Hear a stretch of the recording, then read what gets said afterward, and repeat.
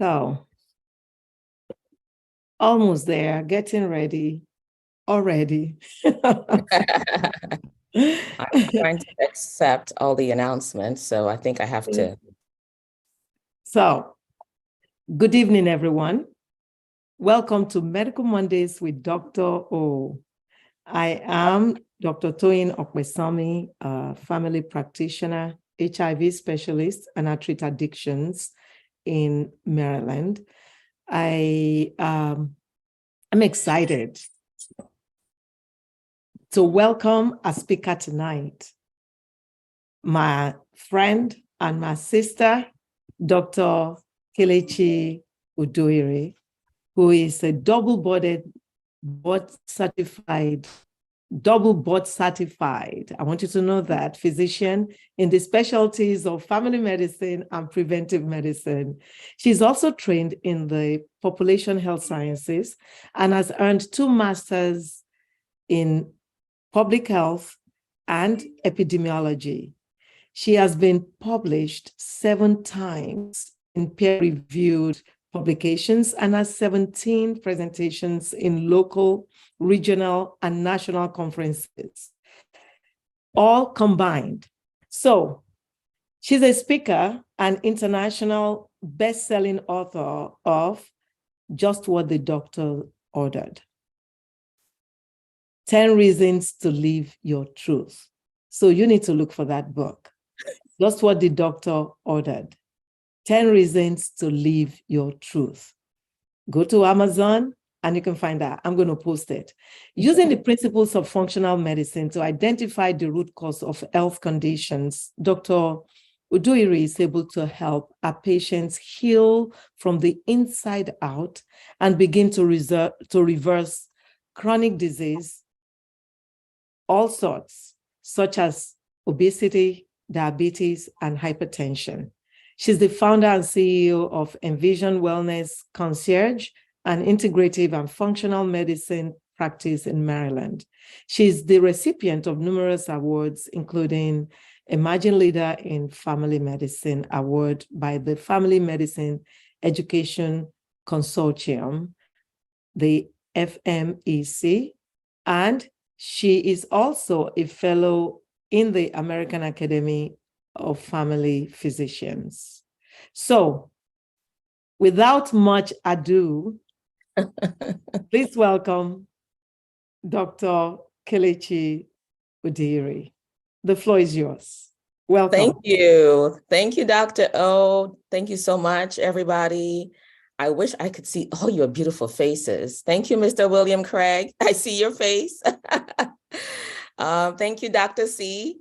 Dr. Craig is on. I'm sorry, I have to interrupt you. Dr. Craig, okay. Oh my goodness, welcome.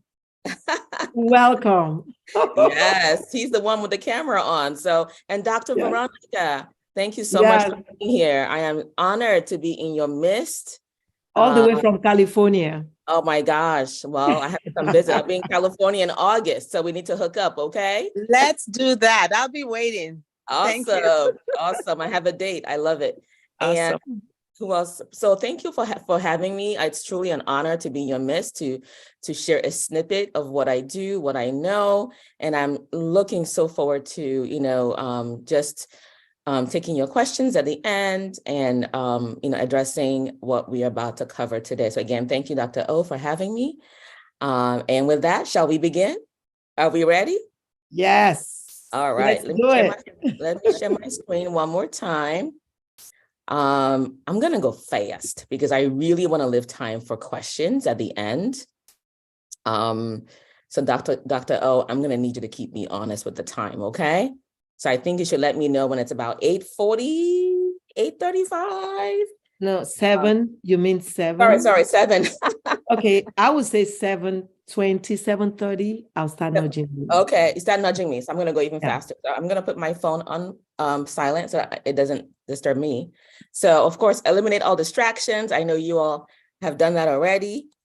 So you will learn what is functional medicine. Why should you consider functional medicine as the right clinical approach for obesity and weight loss? As Dr. O mentioned earlier, I'm Dr. Kelechi Uduhiri, aka Dr. K. She's Dr. O, I'm Dr. K. And, through my practice of functional medicine, I now have the honor and the privilege to assist my clients, including medical practices, including corporations, to truly address obesity the right way. And I help my clients reverse chronic conditions. And I help practices also launch their own on-site wellness programs for two reasons: to help them, of course, help their patients get healthy, and to also help their financial bottom line, because a healthy workforce is a healthy nation. A healthy workforce is a healthy world. Would you not agree? All right. So what's the problem? The problem is this right here. I love this cartoon. It says on the left, there's two doctors talking. But why are our healthcare costs higher than other countries? And then you have this gentleman that says, who said that, right? So it's like the elephant in the room. It's obesity, okay? Obesity trends over the past 40 years or so have been skyrocketing. You can see the map on the left, where at around 1990, there was less than 10 to 14% of the nation was obese. On to 2000, where we're now hitting 15 to 19% of most of the country, and now then followed by 2010, where Black and red is not good, okay? That's all you need to know. Black and red, not good. We have 25% up to 35% of the nation is obese. And look at the projection for 2030, okay? Nearly half of Americans will have obesity by 2030. And this is pretty recent data from New England Journal of Medicine, right? 2019 data. This is scary. Even in Africa, even though we don't have an obesity problem as much, it is rising. You can see a mother and son here in Tanzania, where traditionally the childhood obesity is thought to be a sign of wealth, a sign of abundance. But we know later on in life, this can cause more problems, okay? So we know the definition of obesity nationally, right? This is data from NHANES. Nationally, 41.9%, almost 42% of adults have obesity. Of course, African Americans, Black adults, we have the highest level of adult obesity. Look at that number. Look at this number, 49.9%. That should scare all of us here in the health field. Just a couple stats to share with you, okay? The US spends $147 billion annually on obesity-related conditions. And you know what those are, right? Diabetes, hypertension, heart disease, stroke, sleep apnea, arthritis, gut health problems. We are spending billions a year. Healthcare cost is going up because we have not made a dent on this problem. 1 in 10 children and adults are eating the recommended daily amounts of vegetables. 1 in 10. 1 in 4 youths get enough aerobic physical activity. And as you all know, they're cutting PE out of schools. We all need to really fight against that. And 1 in 4 adults are meeting the physical activity guidelines, okay? We are not moving. And many Americans lack healthy, affordable foods and places to be active and thrive. And that is a huge problem. So what does conventional medicine do? Conventional medicine is downstream thinking. It's a pill for every ill, right? If you have Parkinson's, it's Aricept. If you have cancer, we give you chemo. Mood disorders, Prozac, sertraline, Zoloft, and on. Diabetes, metformin. Chronic inflammation, prednisone. Cholesterol, Lipitor. Allergies, Singular. And what happens? Yes, don't get me wrong, medicines are necessary, but we need to figure out why the body is breaking down. We need to get to the root cause. Look at the bottom right of this figure, ladies and gentlemen. 80% of Americans take 1 medication a day. 80% of us. Look at the bottom left. 50% of the population will have a chronic disease. That is exactly the same 50% that will be obese by 2030. This is very straight correlation, okay? And we are having a shortage of primary care physicians. I cannot tell you how many calls I get every day to help cover hospitals, to help cover shifts. It's a global problem. And for sure, we here in the US are, it's breaking the healthcare system. And as you know, the system is already broken. It's not breaking, it is broken, okay? So what's the solution, Dr. K? Yes, I know this problem. Yes. So what's your solution? Well, let me explain what functional medicine is. It's a catalyst in the transformation of healthcare. We need to change healthcare. Functional medicine takes a comprehensive approach to prevention. Prevention is cure. Prevention is better than treatment, health and well-being. It treats the root cause of disease and restores healthy function through a personalized patient experience, all while still partnering with conventional medicine. So we're not throwing away the baby with the bathwater, but we're saying the bathwater really stinks and we really need to do something. And this is definition right from the Institute of Functional Medicine, which is ifm.org. But I love this picture, and I hope you do too. And it really explains what the model of functional medicine. So if you look at this picture, you see a tree, right? And this tree has fruits. These fruits are the chronic disease outcomes, right? So conventional medicine, we're gonna put a pill. We even have pills for obesity now, right? I wouldn't even go there. That's a whole different conversation, right? But every medical condition, we have a pill, or we wait till it gets bad enough to give our patients a pill. In comes functional medicine. Functional medicine is looking at upstream. It goes upstream to impact health. So it's looking at the root cause. So the root cause is things like mold, emotional stress. Well, who hasn't been through that in the past 3 years? Recreational drugs, fungus, alcohol, refined sugars. Just think of your own life and think of how much of these things you've been exposed to, or someone else you care about. Mechanical stress, heavy metals. You know, mechanical stress is sitting, right? They say sitting is a new smoking. Herbicides, lectins, preservatives, and on and on. Pesticides, plastics. We need to not cook in plastics. We need to not store our food in plastic anymore. I hope after this call, you will recycle all your plastic, because when we heat our food, when we eat in plastic, recycle in plastic, heat on styrofoam, we are putting toxins into our body. We're putting toxins by putting toxins into our food. Drugs, medications, of course, we see the commercial. It says all these things that could happen to you, even death, and yet it is approved by our wonderful, amazing FDA.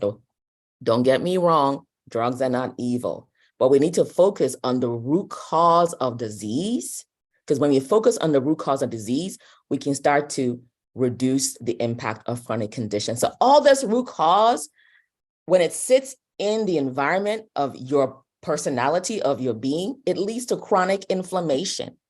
And this chronic inflammation messes with your DNA, right? All these things on the root, right, are not physiologically compatible with health.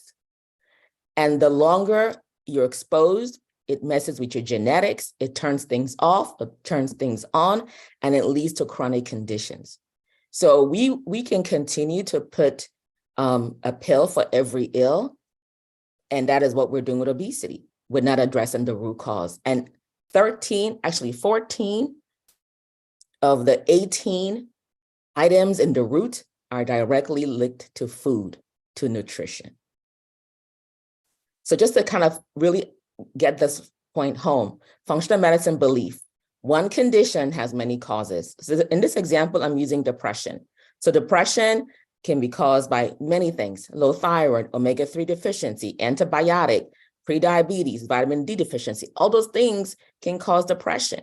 So all those green dots, that's inflammation. Push it to the right of the slide. It's inflammation. And inflammation unchecked will lead to disease outcomes, such as the depression. That's why in one person, you can have depression. And have you not already seen this? In one person, you can have depression, you can have arthritis, you can have cancer, you can have diabetes, you can have heart disease, the same thing. And you can even add obesity to that list, okay? So this is what we believe in functional medicine is happening. We have to address inflammation. So again, the model is individualized. It's based on science. There's a lot of evidence that when we address nutrition, things change.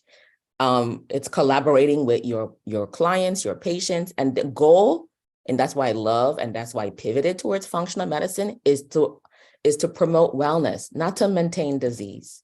So if you take nothing else from this presentation, take this slide. Health is a continuum, okay? We have an illness, wellness continuum, okay? On the left is the treatment model, right? You have signs, and you may have symptoms, okay? And if there's no drug, you kind of stay there, you live there until things start to break down, until you start to have a disability, and then we find a medication to go with that. Versus the wellness model, which is most of Americans right now, right? Those almost 50% that will have that will be obese in 2030, the 50% that will have a chronic condition in 2030. We're living on the left side of this wellness paradigm. And we need to move people to the right. That's called the wellness paradigm, by awareness, education, so they can grow and be better and be healthy, okay? So how is healing accomplished? Inside out, emphasis on food as medicine. Hippocrates said this thousands of years ago, right? Let food be thy medicine. He didn't say let medication be thy medicine, okay? He said let food be thy medicine, right? And medicine thy food, okay? So what we put in our bodies is critical. Nutrition, exercise, then it also uses diagnostic testing that unfortunately are not in the standard of care, and that's the problem. The standard of care is looking to manage a disease. It's looking to find something wrong. It's not looking to promote wellness, okay? There's things I order now that I'm in this space, sort of inflammatory markers that can help me ahead of time to help my patients. It involves supplementation, detoxification, and stress management, okay? And I'll explain that in a little bit. Even the Cleveland Clinic and Mayo Clinic all agree that functional medicine is the best kept secret in medicine today. We need to pivot to what we know works, using chemistry, using nutrition to heal the body. So ladies and gentlemen, the time is now. Would you agree with me? Who agrees with me? The time is now, right? Absolutely. So who am I and why listen to me? I'm going to go through this real fast because she already introduced me. I'm Dr. Kelechi, best-selling author, double board certified in family preventive medicine. This is 14 years of higher education, and I wouldn't change any of it. I'm a speaker. I've been published in peer-reviewed journals. I'm a fellow American Academy of Family Physicians. I'm a physician leader, multiple teaching awards. I've been featured as a medical expert in multiple settings, including healthcare for the homeless, where I've been a medical director 3 times. I'm also in the sales industry. I'm also a business person. I own a franchise. I'm a course director, but my patient care stats speak for themselves. 20 years of practice, cared for over 25,000 patients. I used to deliver babies. I stopped counting after the 500th baby. I actually delivered my twin nephews. I did. Amazing. Most memorable day of my life. And I've been a frontline doc during this COVID-19 pandemic as well. So what are the challenges and the solutions? Well, more than half of Americans don't live within half a mile of a park. Our environment is obesogenic, okay? And 40% of US households do not live within 1 mile of healthy food retailers, right? There's a lot of food deserts, even in this country, the most advanced society in the world. We have a lot of food deserts, okay? And if you do find that healthy food retailer, guess what? It's very expensive. Healthy food is expensive for most Americans. It's not accessible, right? Yes, maybe I can afford it. Yes, all of you here can probably afford it, but most people cannot. And that is what's needed. Nutrition is key, okay? But I want you all to know that body fat accumulation is an adaptation response, okay? The body will rather adapt to stress, and it does that by this growth, by this body fat accumulation. And what's accumulating are toxins. What's accumulating are things in processed foods that our bodies cannot break down. What's accumulating is inflammation. And after a while, that inflammation must spread to other organs. And that's a whole new lecture. I can talk about, persistent organic pollutants called POPs. Those are pollutants in our body that come into our body through our food supply chain, and the body cannot get rid of it. It cannot break it down. It was not meant to ever be in the food. And eventually, the fat tissue is also the adipose tissue is also inflamed, and it must talk to the kidney. Hey, kidney, I need help. We have chronic kidney disease. Hey, heart, I need help. We have heart disease and hypertension. So this inflammation spreads to other organs. But initially, it's the adipose tissue that tries to protect the individual from environmental exposure and toxins. So this is another slide I want you to remember. Lifestyle plus genetics, okay, over time will lead to all chronic conditions. I don't care what condition it is. It is the lifestyle, what are you exposed to, either through nutrition or your environment, plus your genes. Now, what two things can we not change in this equation? Who can share with me? What two things can we not change? Anybody? Your genes? Exactly. It's what your mama and your papa gave you, right? You can't change your genetics. Okay. What else can we not change? Who Just you one are? Time. Time. Can you change time? No. Time is time. Okay. So your lifestyle, which is that's a whole new topic. It's what your environment, your nutrition, right? Your stressors, all those things, and the root is your lifestyle. All those things I shared earlier to you in that root picture, that's your lifestyle. How much of those things are you exposed to? Plus your genetics, things would turn on or things would turn off over time will lead to all chronic conditions. So in functional medicine, these are the pathways I look to address chronic conditions, including obesity. Detox pathways, are they clear? This list right here is exactly why weight loss programs fail, because not everybody is the same. Your detox pathway in Dr. K may be not clear, but it may be clear in Dr. O. I need to pivot differently to get those pathways clear so the body can remove waste products. Anemia patterns, I may be anemic, Dr. O may not be anemic.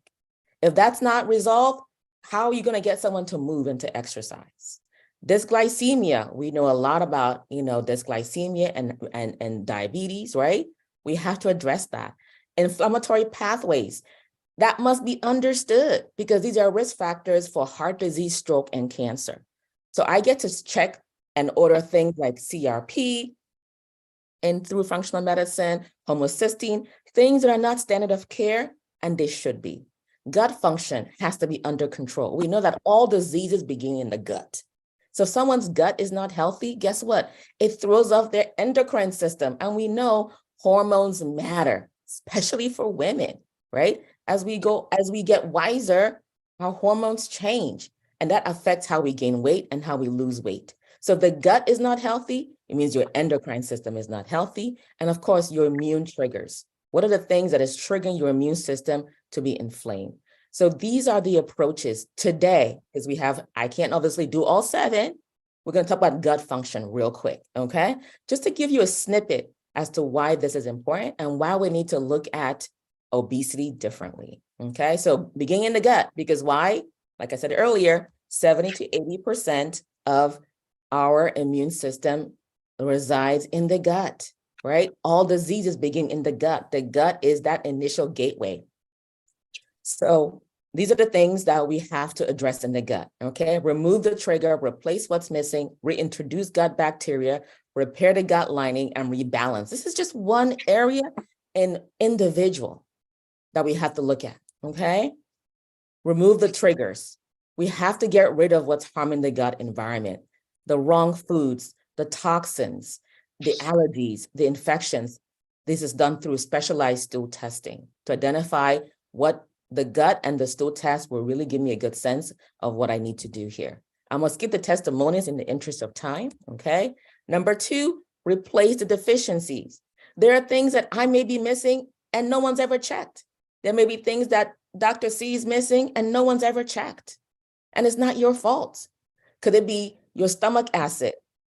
You don't have enough stomach acid. We need to replace that naturally. Could it be you have no gallbladder? Well, that's going to be a problem, right? Could it be your digestive enzymes are missing? Could it be you're not eating the right fruits and vegetables? Because no one's ever really helped you to eat fruits and vegetables. It's never been something you've done before. But that is nature's medicine is right there, all right? So we need to do the right studies to identify the deficiencies. Do you know that the recommended daily requirements is to prevent deficiency? The RDA guidelines is for preventing deficiency. It's not for optimizing health. And the goal here is to optimize health, okay? We're gonna skip testimonial, reintroduce. I've said this almost 3 times now. Your gut is critical because your immune system resides in your gut, right? Prebiotics, probiotics, we have to make sure these are balanced, because if they're not, you will have dysbiosis, which basically means that the bacteria in your gut is imbalanced, which means you're not able to have a healthy gut environment, which means you're not able to absorb nutrients as you should, or remove waste as you should. So things linger, okay? Repair the gut is critical, because when you repair the gut and intestinal lining, we're able to support the gut health. We're able to address inflammation. Remember that keyword inflammation, right? We have to repair the gut to reduce inflammation. And in that process, we're replenishing the lining of the intestinal walls. Again, the intestinal wall is less than 1 cell, is about 1 cell layer thick. It is very, very, very, very thin. And the damage that we do to our gut because of our environment, our stressors, our nutrition is real, ladies and gentlemen. And that's what leads to a lot of diseases that we're seeing today, not just obesity, but in many, many other conditions. Because again, remember, the gut is that place where we begin to release various hormones that communicate with the brain, right? There's a gut-brain connection. So there's a whole plexus in there. And if it's not well maintained, we're gonna see a lot of chronic health conditions. Rebalance. Everything important happens here. Sleep. Sleep is directly linked to obesity. Ladies and gentlemen, we're not sleeping enough. Okay? It affects cortisol. It affects how we do metabolism, okay? We need to work with patients to address the issue of sleep. Nutrition, obviously, right? Where is your nutrition coming from? We are nutrient poor, calorie rich, or like they say, calorie dense, but nutrient poor. Our food is so overprocessed, we're malnourished and with nutrition, okay? And that's why we're always hungry. Because if you don't have good quality food, your brain says, I'm missing some things here, and I need you to eat some more. Ghrelin goes up, and we keep eating. So the quality of the food matters. Yes, it is more expensive, and that is a policy issue that needs to change, right? Exercise. We know exercise has many benefits, antioxidant, for sleep, for well-being, for mood, all these things are required so that we can move, right? Exercise also gives us more energy. And of course, self-care is important, okay? And again, I cannot emphasize this enough. Food has to be the medicine. So the food needs to be of good quality, and let thy medicine be thy food. I know you all know this. And these are things we learn in our training. These are things we learned many years ago, but because of the nature of the practice environment, it's very, very challenging to work through this with individuals, okay? And I'm doing this at the individual level, okay? So let's summarize real quick. What have we learned so far? Obesity, I must say this. There's social and economic factors, including poverty, long-standing structural racism, and health inequities that are strongly associated with obesity. It is not just individuals eating too much. It is much, much, much more than that, okay?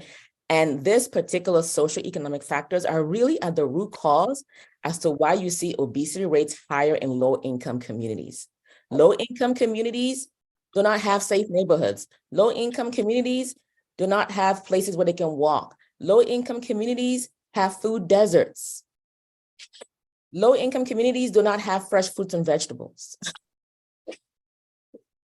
So I love what Dr. Garcia, the president and CEO of Trust for America's Health, says.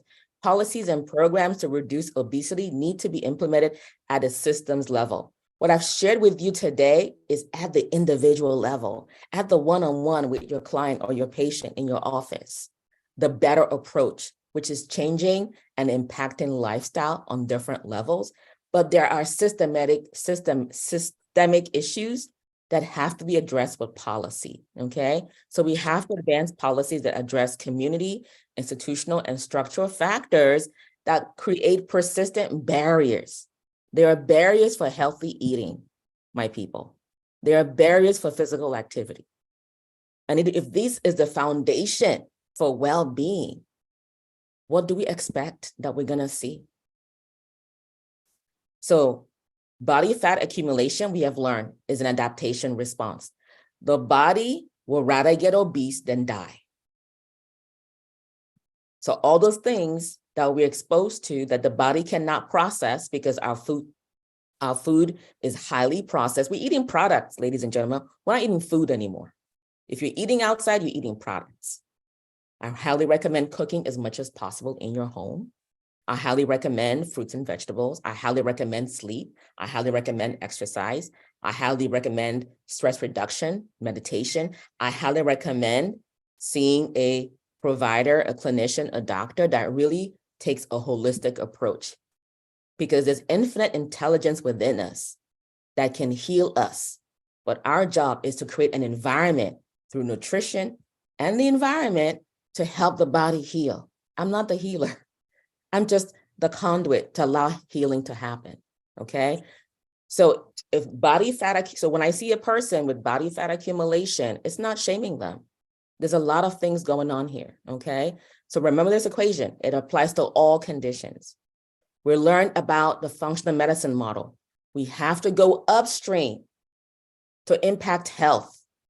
If the root is not clean of this tree, what do you expect of the fruit? If the root is not clean, what's in this root is not physiologically compatible with health. It will affect your genetics and it will lead to this outcome. But right now, conventional medicine approach, and we work with conventional medicine, a pill for every ill. We have to slow down and look at things a little bit differently. We talked about the functional medicine approaches. Today, Okay, we have to take questions. Yes. We don't go over the last slide. what you have gone over. Yes, it's the last slide. Yeah.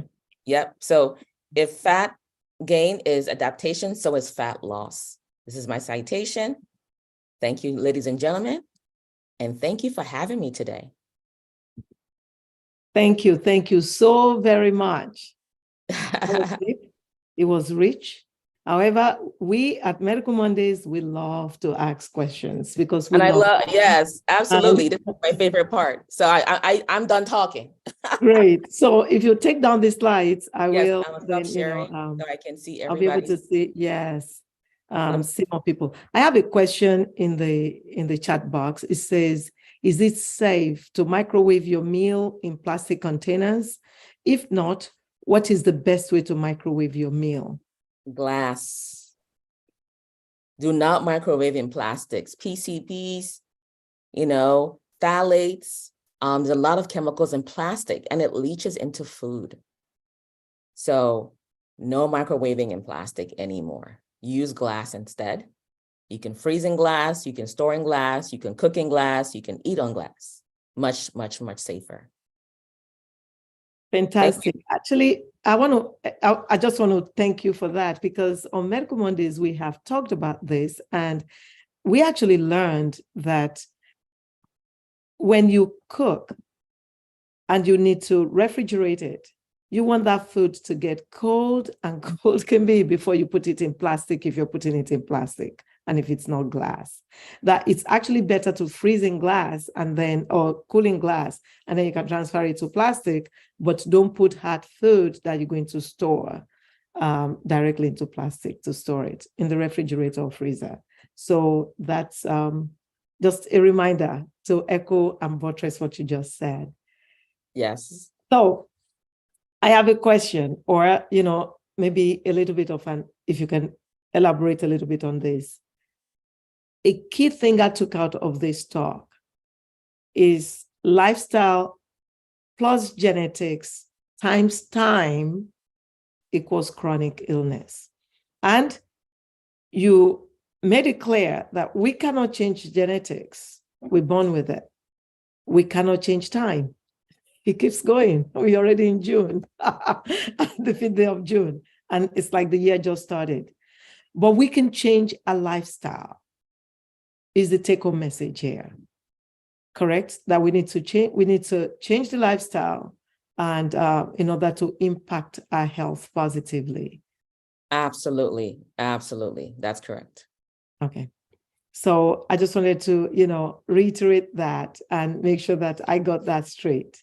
Yes. So in changing the lifestyle, I know you went through series of things that can negatively impact health, like, those 10 things under the tree. Yes. Okay. So can you give us pointers, just, quick bullets on how to begin to change one's lifestyle? The lifestyle that, is reading in processed foods, fast foods, and all of that. Yes. What is the first steps? Absolutely. Yeah. So the first step is to really be mindful. Be mindful of what your plate looks like. Simple. If it looks processed, if it doesn't look like fruits and vegetables and whole foods, if it comes from a can, very mindful as to where your food is coming from. I know organic is more expensive. I know it is, but it's less exposed to pesticides, herbicides, insecticides, GMO. It's less processed, and it doesn't trigger all these pesticides and herbicides, that we're exposed to through the food supply enters the body. We're seeing cancer skyrocketing in younger populations. So mindfulness as to the source of your food.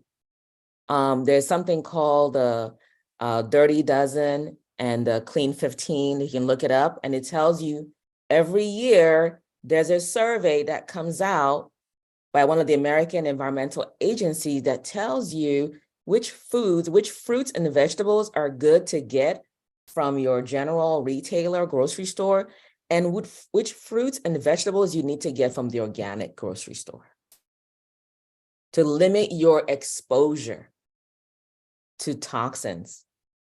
Okay, so that's one thing, is just be mindful as to where your food comes from. Okay, very important, because 80% is nutrition. 80% of those things I mentioned in that tree is from what we exposed to through food. Water. Water is so important.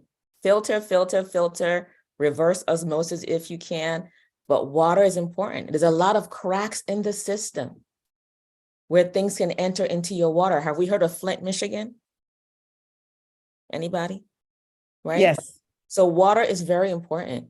So things like that, and I can go on, there's a long list, okay? So what we put on our plates, making sure it's rich in fruits and vegetables, making sure it's rich in whole grains, making sure if you eat meat, it's very lean meat and you know where your meat is coming from, right? Grass-fed, free range is better than, otherwise. So, those are some simple things to start with. So we already mentioned plastics. We mentioned how we move our body. It's important. We're not moving our bodies enough. The recommendation for exercise, 1 in 5 Americans or 1 in 4 Americans is meeting that. Okay. But the most important thing is self-care. As women, as clinicians, as fathers, as just individuals, we give so much to everybody else and we always put ourselves last. So self-care is not selfish. Not selfish. I meditate an hour every day. They say if you're stressed, do at least 15 minutes. And if you don't have time to meditate, then you need to do an hour. Okay. Self-care is important. What are you doing for your self-care? Mental health is a huge problem in our communities. And we don't speak of it. We hold it silent and within us, and it kills us. Yeah. Okay. So I'm going to just stop there because I know there's a lot of questions, but I wanted to share some simple things where we can start. Okay. So thank you so much for that.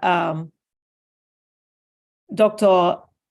Craig said plastic is an endocrine disruptor. Yes. And he has questions. He said, is functional medicine being taught or brought forward in medical schools today? It should be. I actually want to go back to my medical school and get my money back. Go back to my residency and get my money back. I had 4 weeks of nutrition in medical school.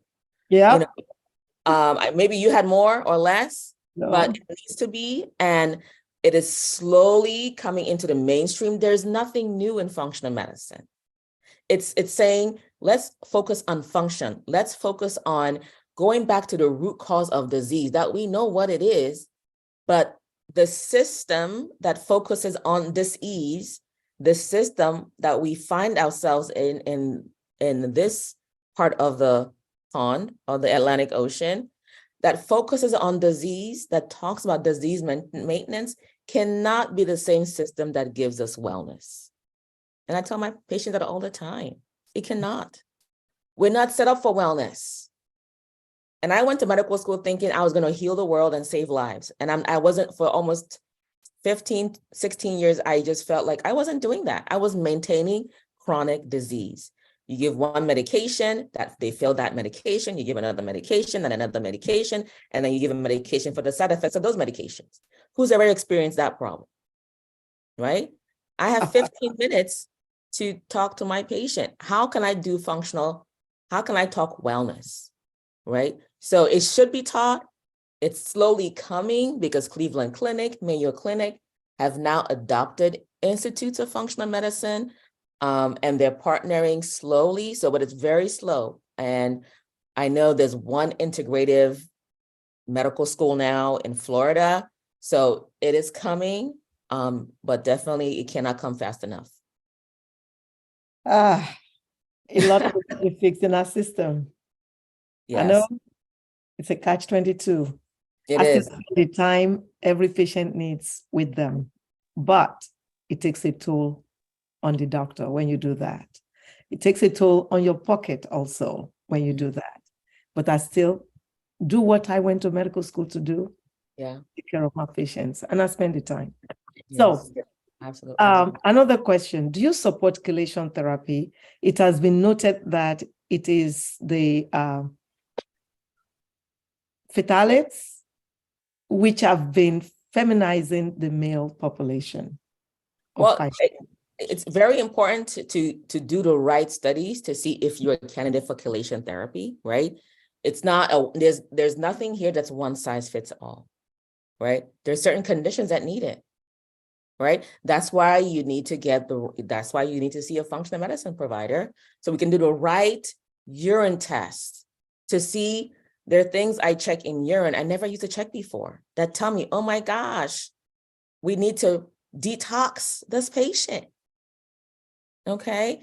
I have a patient right now that's going through Parkinson's, and she has loads and loads of mercury and arsenic and cadmium in her blood, well above the required recommended level. And she lives next to farms where it has been repurposed for development, but it used to be farms. And a lot of that probably leached through the water, through the pipes. She's in a very toxic building at work she's been in that building, mold for many years, right? So the key is to do the right studies, especially urine and blood tests, to see what is really necessary.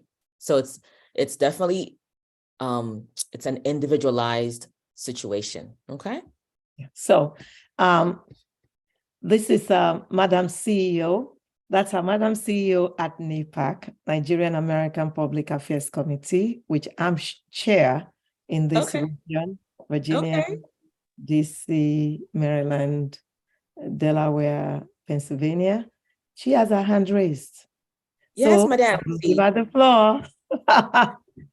Madam Hi, VP, gorgeous. Madam What CEO. happened to the purple? Commissioner, you're not wearing purple today. We got a problem. You know what? I put this on, I looked at it, the purple killed it. I said, no, I'm just going to leave this alone. I'm not going to kill this outfit. All right.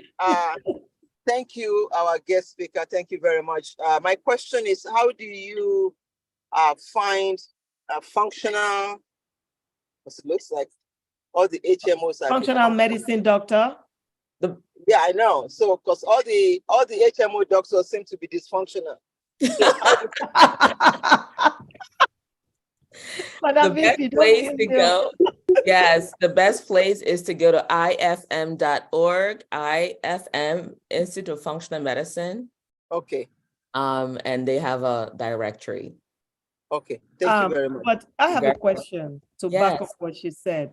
ifm.com, .org. .org. Yes. Yes, sorry, that's what I wrote. I said Mhm, something yep, else. that's perfect. Yeah, But you available, aren't you? I am available. So why aren't you telling us you're available to start off with? Well, she Oh, said, for when can she consultation? find one? So I wanted to give that information to everybody because I want you to be able to find someone in your area, right? I'm Yeah, sure for maintenance. But if you're available for consultation, let's start from there. Oh, absolutely. And my last slide is how you can reach me. I can put it up one more time. If you want to take a screenshot of it, may I do so? Okay. Madam Dr. O? Yeah, please, go I can ahead. share that last slide Yeah. right there. While You you're can- doing that, I'm going to keep asking questions because I want you to Alright. answer all of our questions. Yeah. So, Dr. O, you have to Yes, look ma'am. at the directory and find me the one that I need to go to. You Absolutely. I got you. I'm Yeah. at your service. A lot of them do. I mean, 80% of my practice is telehealth because I like to move around and be mobile. So a lot of them do, also telehealth consultations. So it makes it easier to find someone. Even if there's no one in your area in that directory, you can find someone who does telehealth and it still work for you. Okay. Don't worry, I got her. All right. So that's I can probably copy and paste in the chat. If I can Yes, have please do that. That'll be helpful. sharing and then I. So there's a question in the Mhm. chat box that you should please review step 1 of the 6 steps of restoration again.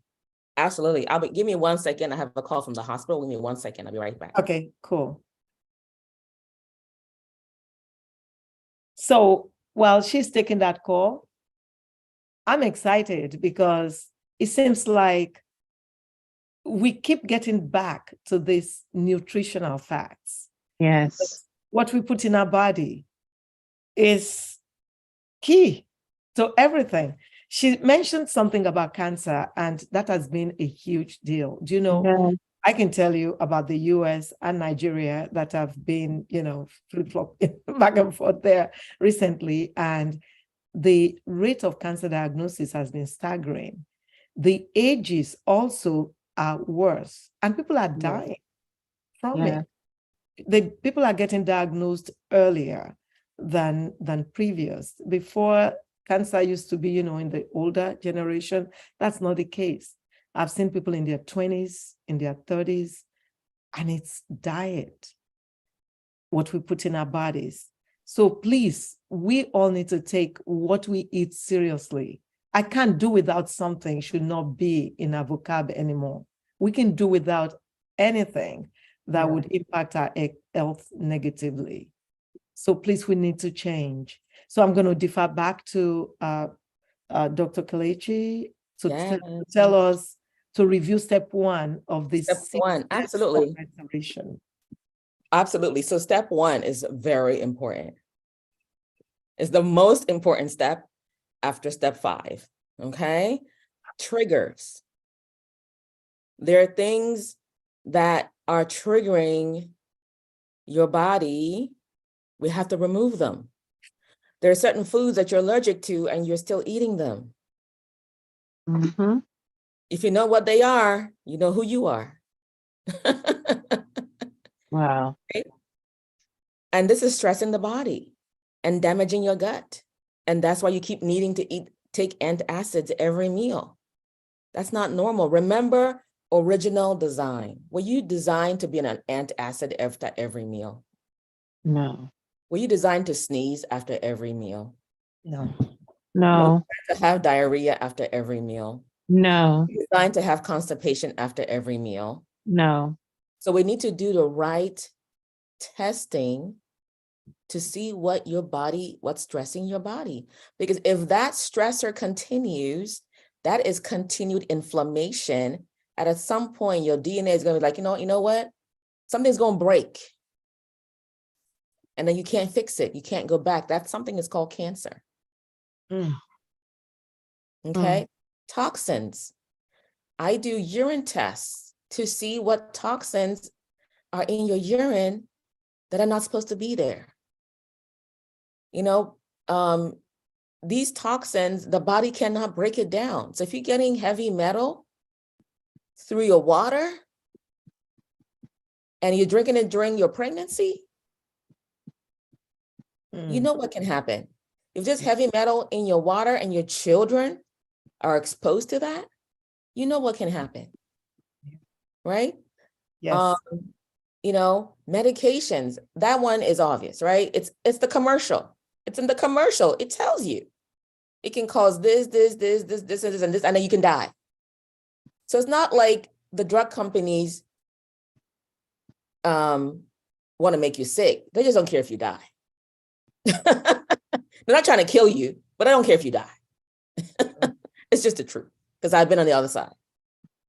Okay. So I look at my patients' medications all the time. But if I can work with them through nutrition, I can start helping them come off medication. I've been able to get my husband off from 3 blood pressure medications to 1.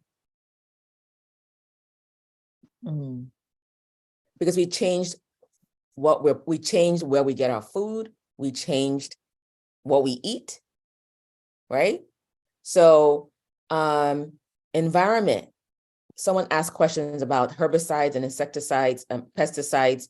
That is huge. Pollution, the things that are in our environment that are not good for us. Pollution, right? Asthma in the inner city, right? Plastics, we've definitely talked about plastics today, okay? So all these things enter the body and they don't leave. And where is it gonna live? It's gonna live in your adipose tissue. That is what the adipose tissue is there for. It's meant to protect all the other organs from damage. Are you with me so far? That's your fat. It's meant to protect all the other organs. But after a while, the adipose tissue is also toxic. So what happens? That's why obesity leads to other conditions like diabetes, hypertension, heart disease, stroke. It causes inflammation in your blood vessels, right? Allergens, again, there might be, if I have someone who comes and there's a lot of allergies to food, I do a test to make sure we figure out what they need to, maybe it's red number 5, maybe it's yellow number 3. Wow. Okay. So make sure that you read your food label. Red number 5 and yellow number 3 does not belong in your body. But they put it in there to make it look good, to make it look pretty, to make it sit on a shelf. Okay. So, things that are sitting on the shelf for months and months and months have been severely processed. That processing can affect our health. Okay. The nutrition is not there. So we have to eat this and eat that and eat, and it just really messes up our endocrine system, our hormonal system. Okay. Infections, stool tests. Okay. So through stool tests, I can see yeast. A lot of times women experiencing chronic yeast infections, it's in your stool. That needs to be eliminated. Viruses, bacteria, right? So triggers, we have to identify what is your trigger. So I start with a thorough intake to understand your personal history, family history, drug history, hormonal history, all that good stuff that you normally would do when you go see a doctor. And then, we have a conversation about your history. And then we start with at least some basic labs that would really give me a lot of information as to the extent of inflammation in your body. Okay. Was that helpful to the person who asked the question? Yes, ma'am. Thank you. I hope it wasn't too long an answer. I get what it too. Thank you. Thank So you. I'm going to ask you some real bullet ones. Uh-huh. There's a question here. Is it healthy to wash fruits and vegetables with vinegar and water to get rid of toxins? I think you can wash it with water. I mean, vinegar could be acidic. It might disrupt the pH of certain fruits and vegetables. So the key thing is to use clean water. It doesn't have to be that fancy at all. What about soap and water? I worry about soap because soap, again, residues can stay on the food and then you can be eating that, right?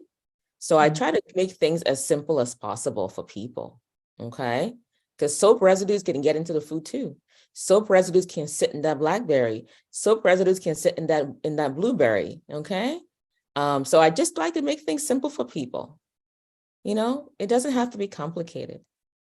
What about baking soda? Baking soda, again, we're buying extra things that we don't really need to do. Honestly, ladies and gentlemen, clean water. The insecticides is what we're worried about. The insecticides, then things like apple, not your blueberries, not your, because those are not those, but things like apple. Yeah, I think it's also, nectarines. Baking soda. I've personally not used baking soda. I can look into that and get back to you. Please. But I definitely think that if I think of, I think it's environmental, there's an environmental agency that gives us a list every year of the Dirty Dozen and Clean 15. So look up Dirty Dozen, Clean 15, and it will tell you which ones are good to just get from the grocery store and wash it. Washing is fine. Okay, remember, the water you're gonna wash it with is more important than the baking soda that you're washing it with. The water has to be clean. If you wash your dirty water, it doesn't matter about the baking soda because you just added, dirty water to your food. So the key ingredient there is the water, the quality of the water. Okay, so clean, Dirty Dozen, Clean 15.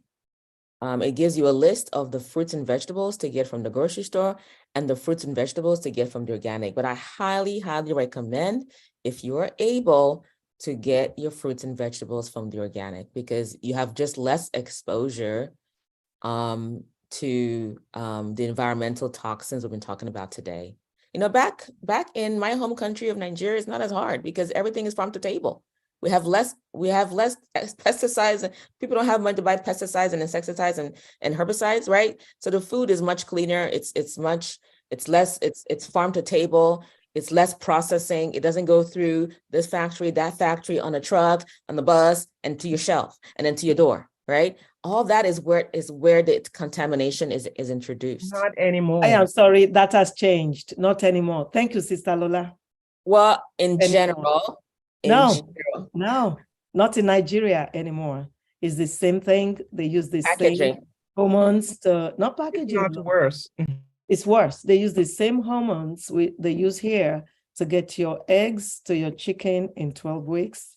The insecticides and pesticides and all are the same or even worse. It's worse. It's not the same. And read the labels for your corn. 70% of the corn in this country is GMO, genetically modified. Okay, so be careful where you're getting your corn and read the label, okay? So there's another question. Somebody said actually that drinking orange makes him gain weight. Is it true or false, and why? Drinking orange juice? I think it must be orange juice, but it just, Ade, can you please, whoever Ade is, I'm sorry. I don't know if it's brother Ade, sister Ade. So if you please unmute. Yes, this is Dr. Ade. Dr. Ade, welcome. Kindly clarify that question. Thank you. Yes, that's true, orange juice. Orange juice. So Dr. Ade, I always tell folks, it's if loaded you need in sugar. Loaded in sugar, and I'd rather you eat the orange. It's healthier for you. It's better for you. It's less processed. It doesn't have all the other preservatives, colors, and dyes that is inserted into the juice to preserve it. It enters your body. Your body has to store all the artificial preservatives somewhere. It stores it where? In your adipose tissue, right? And then over time, you become insulin insensitive. You're not able to break it down, right? So everybody, if you want to drink apple juice, eat the apple. If you want orange juice, eat the orange. You're going to get all the goodness from that fruit versus the processed version. Does that answer your question, Doc? Yes. And get your blood sugar checked. Okay, I'll do that. Yes. Thank you. Excellent question. Yes, So- I love this. This is great. Yes. Is it healthy to eat goat meat in our meals? Another question. Is goat meat healthy? I don't tell people don't eat this, don't eat that. Everything in moderation. I wouldn't eat it every day. There's a lot of fat. But I wouldn't say never eat goat meat. Okay. And again, a lot of meat is not good for us, right? Because original design. We're not designed to live on meat. A lot of meat can trigger genes to lead to cancer. So everything in moderation. Be as plant-based as you can, as less meat as possible. Okay, because again, how is that meat being managed, being handled, being treated, right? You all told me earlier that we're putting more toxins into our food now. I'm sure that the goat is not spared either.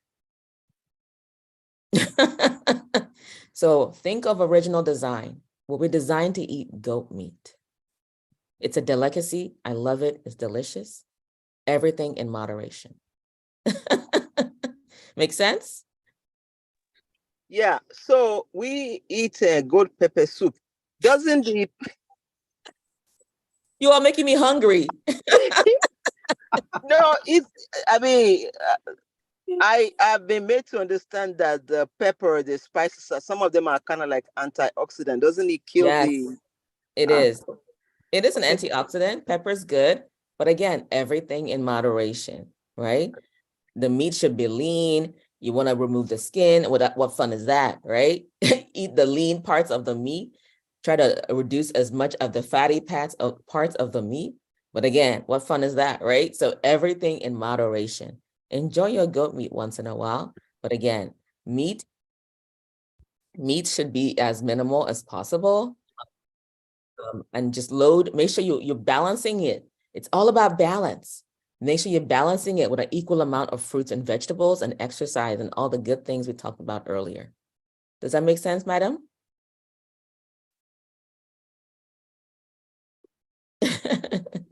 It does. Great question. No. Great question. No, absolutely, absolutely. Yeah, absolutely.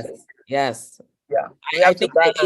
I think I ate 3 goats in my pregnancy. I was craving goat meat. I don't know why, but I was craving that goat meat. So I understand. Yeah. No. I mean, the older you get, the less you're able to process those things anyway. But Exactly. Yes. Absolutely. Yeah. Thank you. I don't Yes. know. Baking Madam soda. Vipi, I don't know. I know many older people that just keep eating the way they want. When somebody She's not one of them. supply She's not one of them. amala on the spot, somebody gives you amala on the spot. That is good nutrition.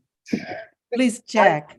That is perfect nutrition. It's so nutritious. Mm-hmm. I'm on the spot. Please comment on that. Isn't it nutritious? It's better than rice. I think so. Chew your food, not swallow it. What? You're supposed to be chewing your He food. said we should chew our foods and not Yeah, swallow. don't swallow it. That's Sister Rosemary. Yes. How you gonna chew amala? You can't chew amala. Yes, we do. You can chew anything. You can chew Yes, everything. I chew amala. I chew everything. What? Yes, ma'am. I chew my amala. And it's so nutritious. I would eat amala any day over rice. Mm-hmm. Because And you it's can healthier. You can Yeah. use vegetables to make your amala also. To make Yes. your body. Oh, yes. Yeah, Um, we have a Those are question. fake. Auntie Those Tawa are said, fake cuisine. Those are fake cuisine. If you don't eat, eat amala, eat amala. and Auntie Tawa said, how can you get rid of mercury if you have it in your system? Detoxification is important. So definitely first you have to identify through urine tests the level of mercury, and then you have to there's some really good companies. I mean, your clinician would normally order that and put you through like a 21-day or 30-day detox So to reduce that load. there's a question on, and I'm coming back to baking soda. I have two things now, huge one on baking soda, but Mhm. there's a question about the healthiness. Oh, something happened here. About the healthiness. Did she delete it? Of potatoes. The healthiness of rice and potato bread. Potato bread is not potato bread. I love that thing. I eat it once in a while. Yeah, so My very again, uncommon vice. again, bread, again, remember, be as whole grain as possible. If you have to eat bread, it should be whole grain. Potato bread is processed, it's not whole grain. So it's basically just, sugar. It's a lot of sugar that's entering your system. Okay. So I love bread too, but whole grain or don't even try it. So try to eat as whole grain as you can if you have to have bread. But a lot of my patients, once they go through detox, they don't have any more craving for bread, because that's your body craving sugar if it's processed bread, right? With the yeast and if you're buying it in a store, it's already in a plastic packaging, it has preservatives in it. So you're eating a lot more than bread. You're eating a lot of preservatives, you're eating a lot of color, a lot of dyes, a lot of sugar, right? So it's about being mindful as to the source of your food. You want it to be as whole and as natural as possible, because that's what your body can process. Remember, our ancestors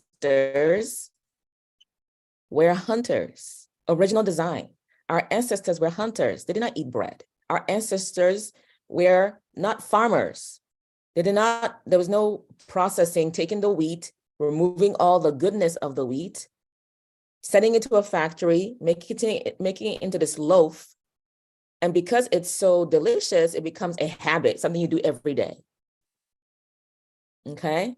And there's parts of that can also hurt and affect your gut. Okay. So again, remember to balance everything. Make sure you're also balancing it with lots of fruits and vegetables and water and exercise. That would be my response to potato bread.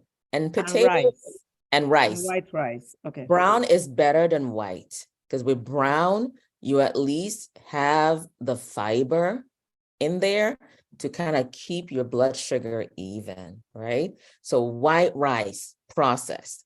Potatoes, high glycemic. White pasta, processed, right? So brown is better in terms of starchy, in terms of starch, versus the white, because the white means that all that nutrition has been stripped. Why do you think people don't buy brown bread? It's not as right? People buy more of the white, right? The bleached ones, right? Because it's more sugar in there. So again, all these things over time, because time is a factor. Your nutrition, your environment, right? Affects your genetics, right? Over time will lead to every health condition, including obesity. I don't care what condition it is, okay? It's your lifestyle plus your genetics times your genetics over time. Okay. Okay. Yes. So Dr. Ilukwe just says, what is the best milk to drink? Quick one. Okay. Great question. I prefer you drink milk that is not from animal products. Yes. Cow's milk is for cows. Are there any cows on the Zoom call? No, none. We don't have Okay. cows there. That is marketing. That is marketing. I prefer you drink oat milk, almond milk, okay? It's better for you. Your body processes it better. A lot of allergies are from dairy. That cow has been, has been eating GMO corn, okay? Has gone through a lot of hormones and things. That should be a store, hormones and things, okay? That cow is not producing the milk that you're not gonna put in your body, and you expose yourself to all that. So a lot of allergy can just be from dairy. What about sourdough bread? Is it good for you too? That's the question. Sourdough bread. Sourdough is better, but again, minimize bread.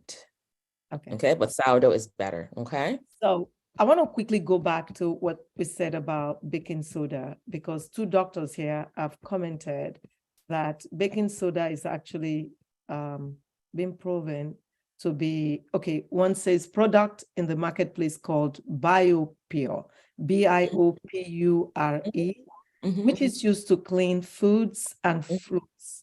Baking soda chemicals is a salt. Washing thoroughly after its use is critical. So the advice here is, if you're using baking soda, like you said, it has to be washed thoroughly so that there's no residual. And then another doctor said baking soda, whose alkalinity helps to neutralize many common acidic pesticides, is generally thought to be the most effective produce wash. Absolutely. And I completely agree. I'm just trying to keep things for the average person as simple as possible. And so we have 2 people three. Dr. Ezugu, kindly unmute to ask your question, sir. Hello, Kelechi. Thank you so much for your presentation and your strong emphasis on anti-inflammatory and less processed food and exercise and organ problem. Those are very, very vital to patient care. By the way, Dr. Ezugu is a cardiologist, so you know that he was listening intently. I love it. I love it. I love it. Yes. He's one of our best cardiologists. We thank God. We thank God. So I have 2 questions for you. One, in your current practice, when do you prescribe medicine? I love it. Yeah, and 2, what is your take on current, obesity medications? Oh, great question. So the first question is, I do not. I work with my patients to go towards health. I address lifestyle factors so that I can start to wean them off. Actually, I send them sometimes, I still work with their PCP, and after 4 months of working with me, their PCP, their cardiologist, is able to take them off medications because we have addressed the problem, the root cause of the hypertension that most PCPs don't have time for in the office. The system is not set up to do wellness. I do wellness. Their PCP can work on disease, I work on wellness. So all those different pathways I shared earlier, I check different things, detoxification. If your phase 1, 2, 3 liver detoxification is messed up, you're not getting rid of toxins. That is contributing to inflammation that's causing obesity, okay? So I work in collaboration with primary care.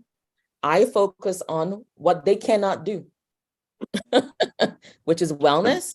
Like I shared earlier, I work with my husband and he was on 3 heart drugs and now his cardiologist has taken him off 2 and he was having side effects from those medications. Side effects will come the older we get. Why is it that we put people on lisinopril and the minute they have CKD3A, we take the lisinopril off or the losartan comes off, but it was there the whole time. And that's what he was experiencing. I see patients who I've not had time to work with you on the real problem. And over time, I'm just adding more and more medicine. So I decided that I wanted to work on the side of wellness. And it's been so rewarding because past 2 years, I have not prescribed a pill, but my patients have come off several. And they stay because they want functional medicine. They want a holistic approach. They want to get off.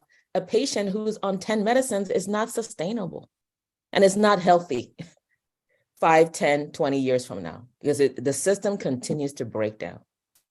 So that's your first question. The second question is the way we're addressing obesity is, again, at the top of that tree. We've been here before. It's called fen-phen. It might work acutely, but when do we stop? We don't know the side effects as it pertains to obesity. It was designed for other conditions like diabetes. So we are doing this thing that we did with fen-phen 30 or 40 years ago. But the root cause of the obesity, we're not talking about it, right? So as you know, pharma has a huge hold on our medical institution. The commercials that they allow to directly, advertise to the consumer, it's very challenging. In other countries, pharma does not advertise to the consumer. This is the only country that happened. So we are medicalizing a chronic condition that has at its root many, many, many causes. And a pill or an injection is not the long-term solution. Okay, thank you. Does that answer your question, doctor? No, I wanted your comment, Yes. on those areas, because a combination of care is always, because there are certain stages that we get to patients with heart situation that is, Yeah, they need it. Yeah, absolutely. You must have a combination of both I'm not non-pharmacologic approach and then pharmacological approach. Yes, And then, yes. emphasizing on medications that really deals with the end organ protection and anti-inflammatory process are very, very important. Yeah. Yes, absolutely. They come with me already on 13 medications. So they're already on it. My job is they're frustrated because they're still not feeling any better. The blood pressure is still not controlled on 4 medicines, right? Diabetes, now we are, the 1 pill didn't work, 2 pill didn't work. Now we are on injections. So it's not working. The body's breaking down. That's what's happening, right? So we keep adding bigger, more fancy drugs. But if we don't get rid of smoke, the fire will keep raging. Thank you. You're very welcome. Thank you for the question. Sure. Dr. O, I have another question. Go ahead, ma'am. Thank you. Thank you for that Yeah. question. Thank you. I know that COVID-19 inspired a lot of innovation in terms of technology. Is there a home kit to test your urine and the other stuff on the market? Yeah, there's a lot of kits, actually, yes. A lot of the times I do have kits that I send out to people, so that's very convenient to test at home. Absolutely. Oh, okay. All right. Yes, so you would that's the short answer. Yes, there's a lot of kits available. Usually, in the traditional model, you go to the doctor, they give you a slip of paper, you go to LabCorp, and depending on what your condition is, they will indicate what the testing site should test for. But there's so many other kits that are out there. Unfortunately, it's not in the standard of care, and that's the problem, is that a lot of the stuff that your PCP doesn't even have access to, he's not exposed to, because that's not the realm of their practice. But a lot of that can be ordered from say a functional medicine provider, because we have access to other types of labs that we need based on what we do. And those are kits that we send to the home all the time. Okay, I'm going to have Dr. Ilupeju kindly unmute, sir. He has his hand raised to ask your question. I'm going to be rounding up soon. Amala Ngbegiri. Hello. Sir, go ahead, sir. Can you hear me now? Yes. Yeah, great lecture, great lecture. Thank you, sir. Well, yes, I really enjoyed it. I'm a gynecologist, OBGYN, and I see that most of the lecture is geared towards preventive medicine. Like the cardiologist said earlier, there's going to be some specialties like OBGYN. I'm working, so if my voice is breaking, please pardon me. No problem. We hear you fine. Yeah, like, some specialties like mine, like the cardiologist, where you have to use some medication. Yes. Like a woman is in labor, Mm-hmm. she has preeclampsia. Yes. It's a little bit on the late side to start preventive medication with that person. Dieting. No. We know the maternal mortality due to all these illnesses. You have to give magnesium sulfate, some labetalol during labor and all that. So, there's going to be a combination, where when that person leaves the hospital, then you have to educate them, onto what to do, just like your lecturer is saying. But like the cardiologist said, I don't think it's going to give up medication for his cardiac patients. And also, we know that the pharmaceutical company industry is a $10 trillion. So the lobby is so big. So I see you as an anomaly in the whole equation of medication, non-medication, functional medicine. And what you're doing is tremendously great, but the stuff is stacked against you in terms of all this medication. You have a particular old lady on 20 medications, like you said, juggling one, from one to the other. And that's just the order of the day. So, I mean, everybody knows that eating right, in moderation, exercising and all that. But people are so used to eating all the wrong stuff, sweet stuff, that it would take a generation to change something. But and like you said earlier, back home in Nigeria, I don't agree that all the food is processed. Dr. Ilukuji, is there a question in that lovely commentary? Yes, the people in the villages, because we go on medical missions, those people are farmers, they eat from the ground, they pluck their pepper, their vegetables. So I don't think all the food in those countries are processed, so I just want to correct that as well. Thank you so much for the lecture. Oh, you're very welcome. I appreciate the much, commentary. And I want to definitely share that I'm not against medicine. As a matter of fact, people find me because they're on so many and they're not feeling better. Of course, acutely, if you have appendicitis, I'm not your girl. You go to the doctor, you go to your PCP, you go to the ER. You go to your surgeon, you go to your gynecologist. What you do is critical. We're not against medicine. We're not against conventional. We're saying that for chronic conditions, we have to, the healthcare system, as you've said, is broken.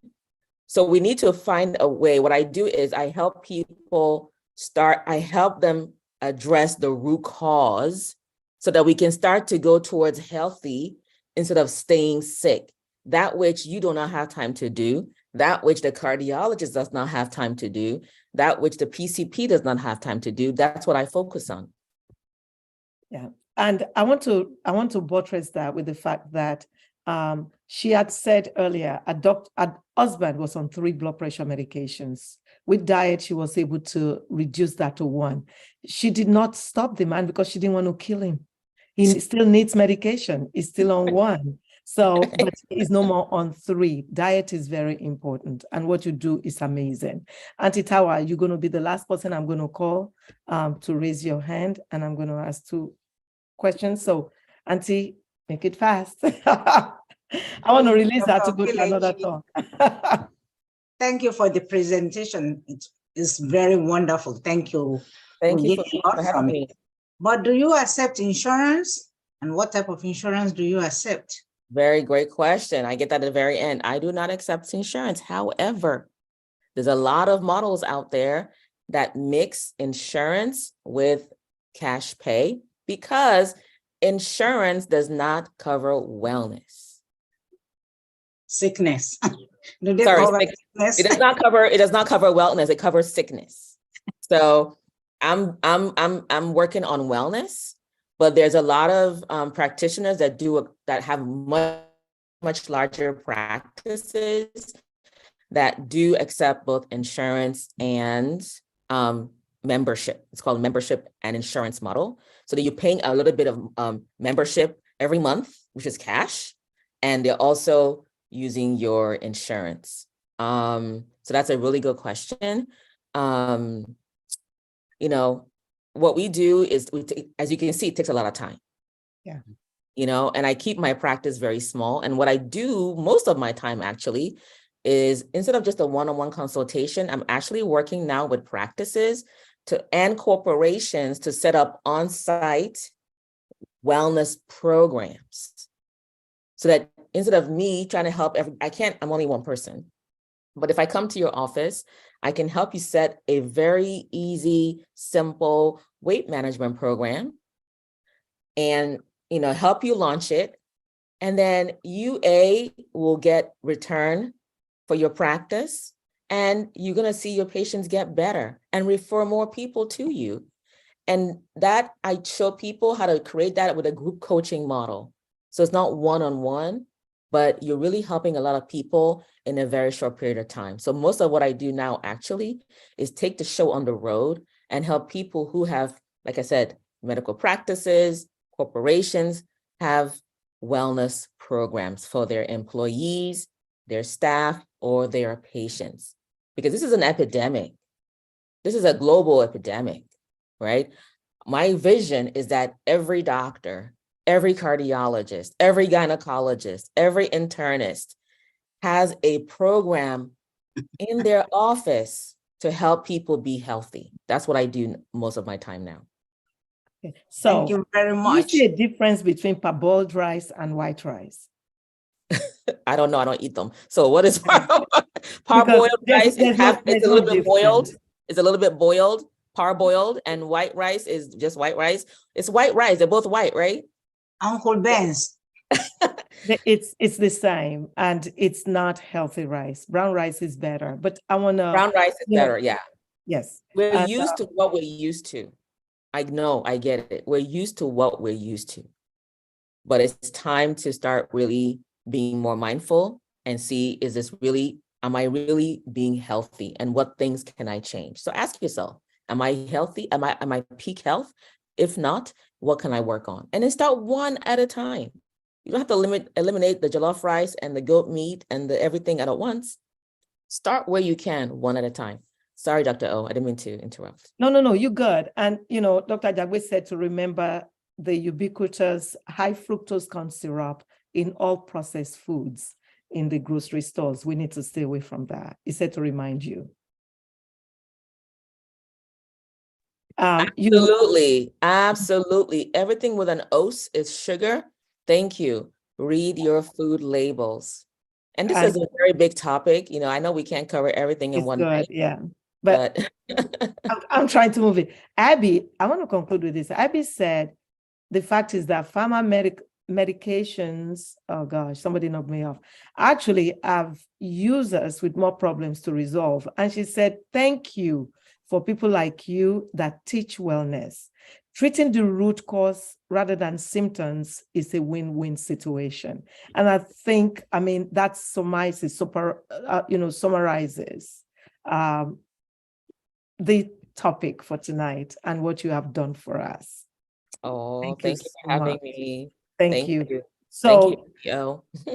Thank you. If you will please give us your parting words. I know you have to go to another talk. My parting we will continue. Yes, my parting word, I want you all either invest in your health or you can bank on disease. And you can do it. You can do it. Just start small. What is the one thing? If your life and your health is not as you desire it to be, why not? And why would you wait another day for wellness? Thank you. Thank you for having me. Again, I'm Dr. Kelechi. I'm your double board certified family medicine and preventive medicine physician, global speaker, international best-selling author, and your functional medicine concierge physician. And through my practice, I help individuals, practices, and corporations establish wellness so that we can all thrive and live a life of vitality. Thank you so much for having me. You can reach me on all social media platforms at Dr. Kelechi MD. And my website is drkelechimd.com. Thank you. That's easy. Dr. Kelechi. So just go to Google, Dr. Kelechi. Yeah, I'm going to put it up one more time if you want to take a screenshot. Yeah, And I meant to, yeah. And I'm going to just take copy and wait a minute. Can I copy this? I can't. You can copy and paste it. I can't. I'm trying. Yep. I know, right? Sorry about that. Let me do that real quick. And while you're doing that, I'm just going to start throwing things out. Please go ahead and do what you're doing. I'm just. Dr. Yes. Go ahead, sir. Say something about the mercury poisoning. Okay. I know many people associate mercury poisoning with dental work, with amalgam and all of that stuff. But we know definitely that mercury is not directly coming from the amalgam fillings, the metal fillings in the mouth. Okay. Now, if anybody has suspicion of heavy metal poisoning, selenium, vitamin C, vitamin, I think vitamin K are very good natural sources to actually bring about. Glutathione is what I want to talk about. They help in detoxification for heavy metals. So if anybody has access to glutathione, they sell them in capsules. You can get some at about 5,000 micrograms, an international units. You can get some of this. Everybody knows about vitamin C. Selenium also is available over the counter. So all of this being included in our diet can actually naturally detoxify us from heavy metal poison, including lead. Good deal. Thank you. Thank you so much, sir. Yes, go ahead. I know I asked a question about amala. Amala Gbegiri, that's the one the I'm way do versus Panayam with Idikaikon. Because every party you go to now, we learn up for amala and Gbegiri and Ewedu. So you cannot really discount that this is becoming a big phenomenon all over the place. So, I mean, I love amala and Gbegiri and Ewedu. So everywhere I go, that's where I eat. So, I mean, I'm just, even though it's a funny question or comment. It is not funny, sir.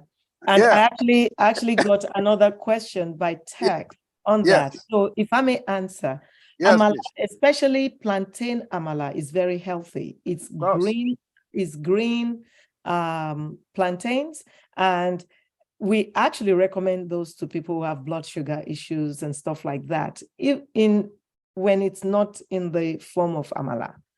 To cook as porridge, to boil, and all of that, that is better for their health. So amala, especially the plantain amala, is very healthy. Gbegiri is beans, is protein. We recommend it. It's great diet. And so is ewedu. Ewedu has amazing nutritional values. And for people on the platform who don't know what ewedu is the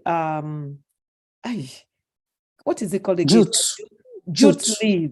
Thank you. They call the jute leaves. You'll see them in stores. It has amazing nutritional values. So the combination of amala gbegiri and ewedu is really medication. It's excellent.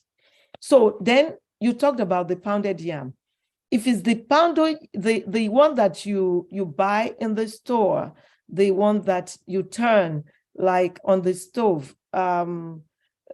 They have different names for them. Those are bad. It's potato. It's not pounded yam. It's not yam. Those are not healthy, and it has lots of preservatives. So I don't even eat those. So I will not go to a party and eat pounded yam because I know that it is the one that was from those bags that they cook like amana. And for people who don't know what we're talking about is the swallows. I think Americans call it swallows. That's what we're talking about. But the pounded yam that is made out of the real yam, and some people know how to do this very well using their blender, boil the yam, even here in the US, and cook it. And the one that they pound at home that is from real yam is healthier, even though we have to bear in mind that it's higher in carbohydrate. You know, yams are higher in carbohydrate, but it is very healthy. And with begiri and the wedu and, you know, of vegetable, that's a win-win. So your question is excellent, sir, and I'm glad you brought it up because we needed to talk about it. So when you go to parties and they offer you amala gbegiri and ewedu, the celebrant has done amazing. They thought of your health to incorporate that into the menu. That's what I go for usually, instead of the rice and stuff.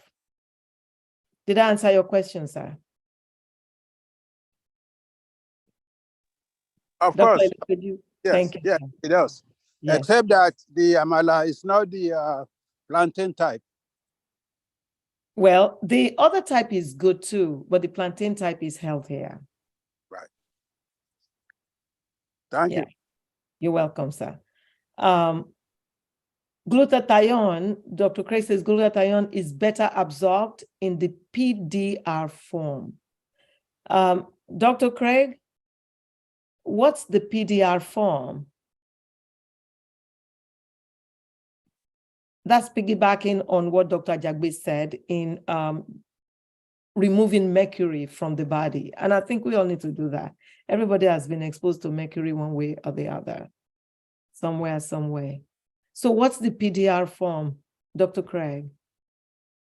Can you unmute, sir? If I can get to, yeah. Right in the powdered form. Ah, in the powdered form, okay. Yeah, and glutathione is an extraordinary item to energize the body, period. And so it's really, the better the quality, the more effect you will have from it at that point in time. So it's good. And glutathione is also an amazing anti-inflammatory agent. Absolutely. And I don't have any side effects, none that I know of. It's very well tolerated. So good to hear your voice. Indeed, Dr. Ajabe. I've missed you all completely. You can't imagine. Yeah, we miss you so much. Yeah, Dr. O, can you spell that glutathione, whatever that is? Glutathione. Yes, ma'am. It's GLU.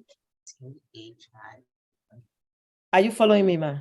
Yes, yes. GLU, T as in Tom, A as in Apple, T as in Tom again, HIONE.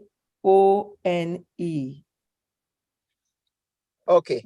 Glutathione. Yes, it's an excellent anti-inflammatory agent. Some people with arthritis. I remembered when the research came out on this when I was in residency. I mean, it was just it's an amazing drug, you know, for pain and stuff like that. And how often do you take it? It's every day. Every day. Every day. Every day. You can take it every day. No negative impacts, Dr. V. It hardly has any side effects. Thank you. Anybody that has side effects with glutathione. Yeah. Arthritis is knocking the door. So, Dr. O, where do you get it?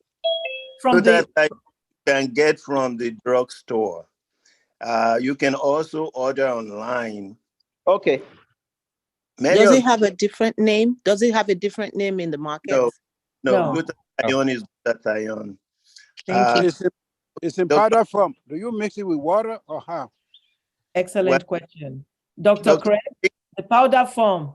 Dr. Craig, the powder form, do you mix it with water or? Strictly water, strictly water, strictly water. Anything else is you're adding an additive into an item which is supposed to be helpful to you. And that additive usually detracts from its efficiency.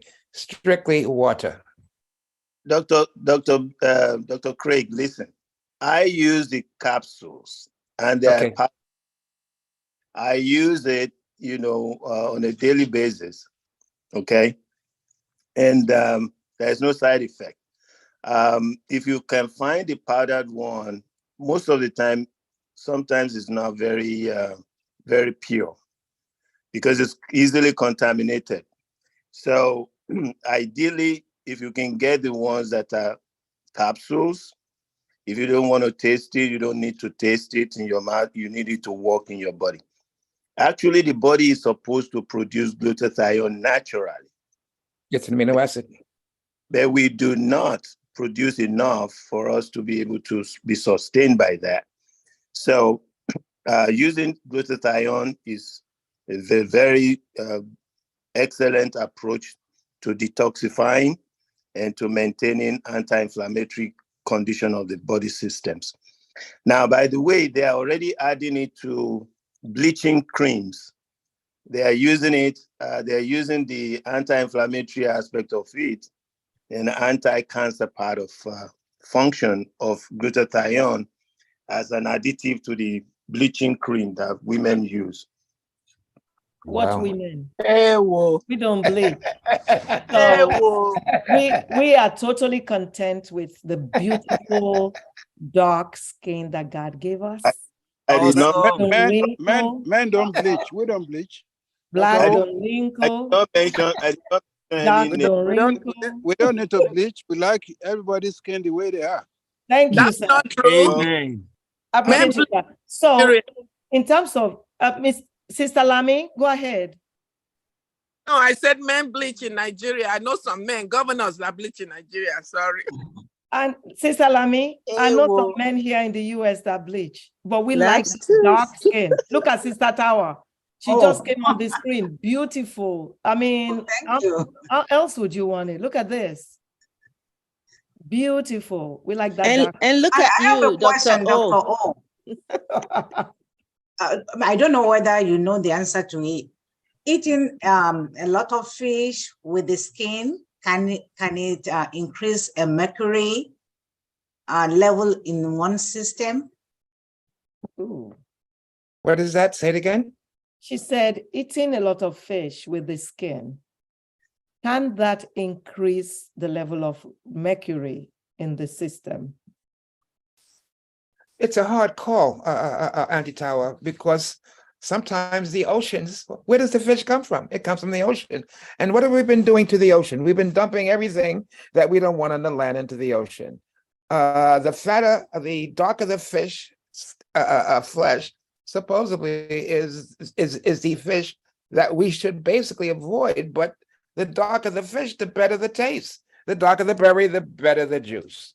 So, but yes, the mercury might be very heavy in very fatty fish. But, it gets to a point where we need to ensure doing one nutritional thing is not enough. We've got to expand it into a lifestyle. And I think that you spoke about the green plantain, Dr. O.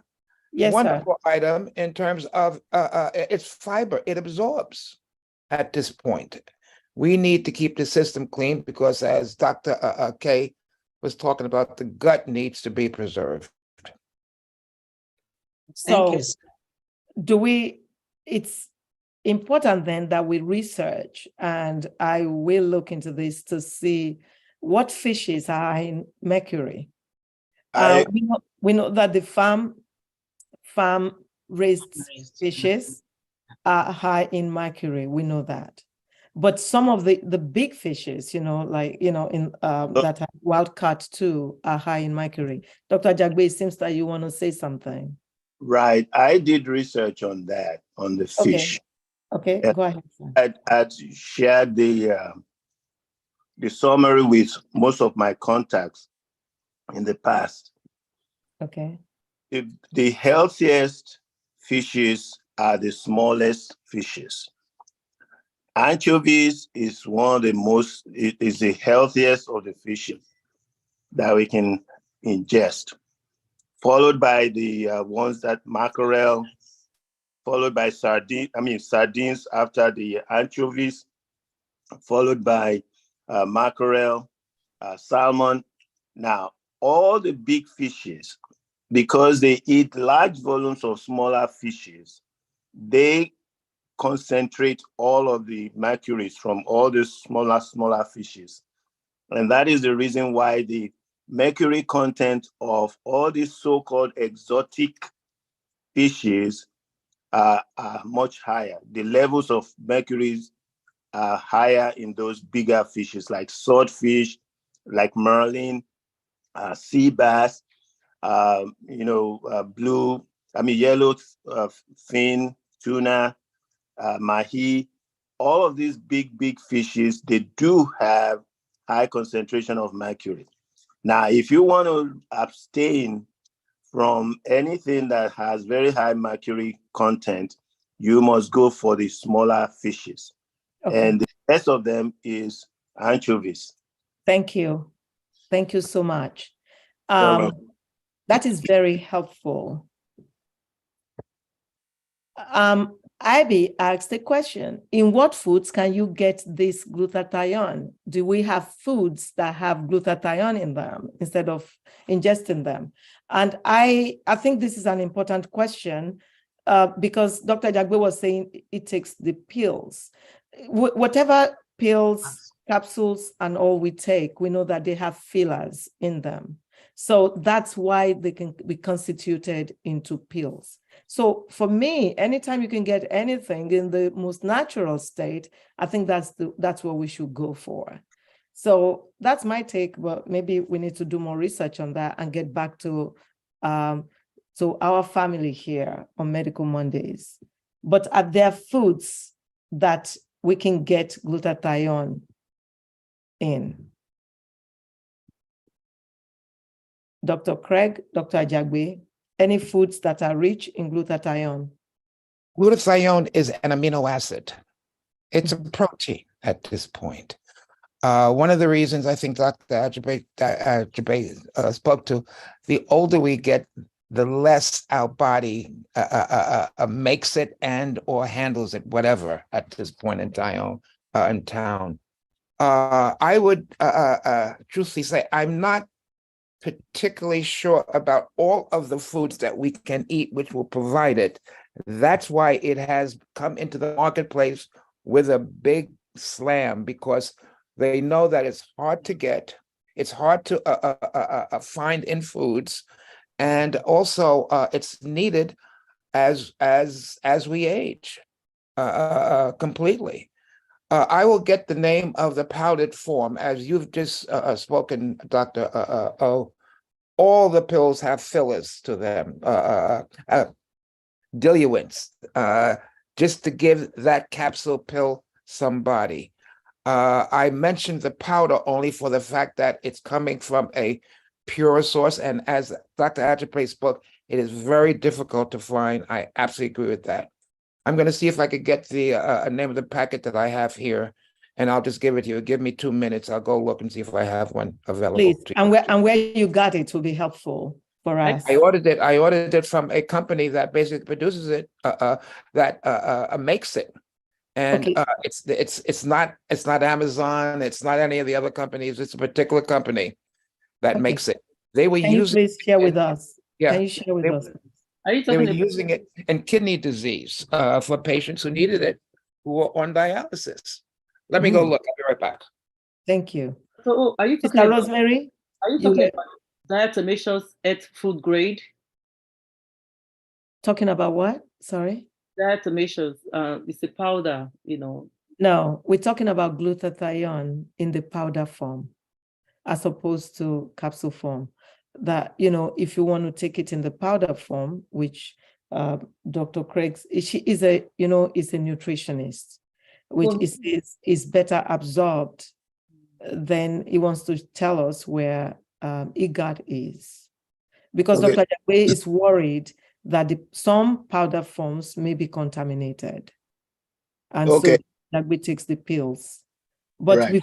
before we go on, I want to say that Temi Teller says that she takes vitamin C. She uses glutathione and cream too, and that they're good stuff. That is interesting because I didn't even know they come in lotions. I didn't know they come in creams. But vitamin C, I think that combines the glutathione with vitamin C. Dr. O, may I add something? Yes, sir. The dietary glutathione is not fully absorbed by the body. So, so that's why. What do you mean dietary glutathione? Which one is dietary glutathione, sir? That is the one you get from food. You get from avocado, spinach, and okra. Okay. Those ones, and also most of the vegetables that have sulfur, like cabbage, kale, and all those vegetables, Brussels sprouts, they have the building blocks for forming glutathione. Mm-hmm. However, human body, we don't absorb them very well from food. And so the purified one, and I think is the level, version of the glutathione that we're able to absorb much easier from scientific studies. So, thank you so much, Abby. I hope you heard that. There are foods that do have glutathione. Is what Dr. Jagbe is saying. Avocado, spinach, kale, Brussels sprouts, and stuff like that, but they are not well absorbed in the body.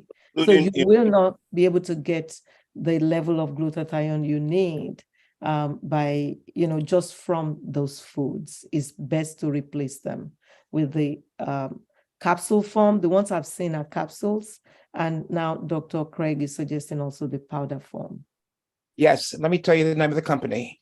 Please. The company name is MU Plus. Okay. MU Plus. I what? IMU. Okay. PLUS. It is a bioactive One word? Yes, one word. Okay. Bioactive non-denatured formula. And it comes in a packet. The packet size, I believe, is 2 ounces. Actually, 10 grams, excuse me. And it says use with water. One of the things I don't like about this packet is that it says use with a distilled water, which I don't like at all. But I use it with regular water. And I basically use it probably 3 times a week. I should be doing it every day. I don't, but I'm doing it maybe 3 times a week at this point. And it is a wonderful form. It's actually coming out of Swiss Bioceutical International Limited, but the name is IMU Plus. Go online, you can probably find it there. It's not that expensive, and it's just a wonderful item. So is IMU Plus bio-nature, non-denatured? Basically, that's just advertisement. Bioactive, non-denatured formula. Bioactive. And as Dr. Ajay spoke, it's not well absorbed in terms of the foods that you might find it in terms of eating. That's why it's now something that we add in addition to everything else we're doing. Great. Thank you so very much. This has been, phenomenally rich. I appreciate you for all we learned. I mean, the glutathione I knew about, what I just learned about it is it's incredible. Thank you. Oh, wow. It's right there